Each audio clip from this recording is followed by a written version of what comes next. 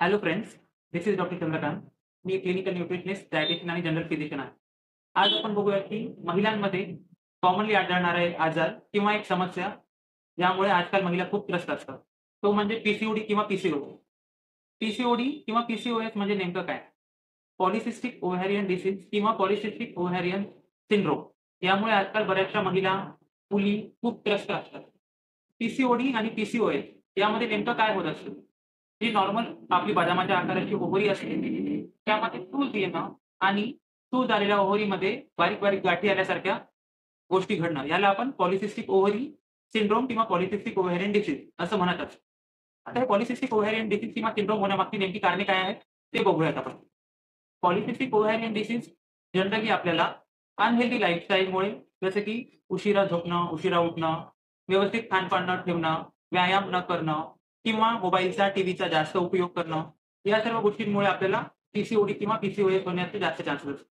त्याचबरोबर ओबेसिटी असेल, त्या लोकांना देखील पीसीओडी किंवा पीसीओएस होण्याचे जास्त चान्सेस असतात. किंवा काही लोकांमध्ये हेरिडिटरी देखील पीसीओडी होऊ शकतो. म्हणजे आईला किंवा आजीला जर पीसीओडी असेल, तर मुलीला किंवा नातीला होण्याचे देखील चान्सेस असतात. त्यानंतर जर आपल्याला पीसीओडीचे सिम्प्टम बघायचे झाले, तर excessive hair growth, abdominal pain, irregular menses. इर्रेग्युलर मेन्सेसमध्ये काही लोकांना लवकर मेन्सेस येतात, तर काहींना 2 महिन्यात, 3 महिन्यात एकदा मेन्सेस येतात. त्याचबरोबर मूड चेंजेस, डिप्रेशन, अँक्झायटी यासारखे सिम्प्टम्स आपल्याला पीसीओडी आणि पीसीओएसमध्ये बघायला मिळतात. त्यानंतर पीसीओडी ज्या लोकांना आहे, त्या लोकांमध्ये काय-काय गोष्टी बघायला मिळतात. ज्यांना पीसीओडी, पीसीओएस आहे, ते लोकं अँक्झायटीमध्ये असतात, डिप्रेशनमध्ये असतात. लग्नाच्या नंतर बऱ्याच वेळेस गर्भधारणा होण्यामध्ये त्यांना तक्रारी येतात किंवा वारंवार गर्भपात होतात. त्याचबरोबर चेहऱ्यावर पिंपल्स येणं, एक्ने येणं, अनवॉन्टेड हेअर ग्रोथ होणं, या सर्व गोष्टी आपल्याला पीसीओडी किंवा पीसीओएस असणाऱ्या लोकांमध्ये बघायला मिळतात. त्यानंतर ज्या महिलांमध्ये पीसीओडी किंवा पीसीओएस आहे, त्यांना उपचार जर बघायचा गेला तर हॉर्मोनल थेरपी, मेडिकेशन आणि लाईफस्टाईल मॉडिफिकेशन अशा गोष्टींमुळे आपण पीसीओडी आणि पीसीओएस पासून वाचू शकतो किंवा त्याला ट्रीट करू शकतो.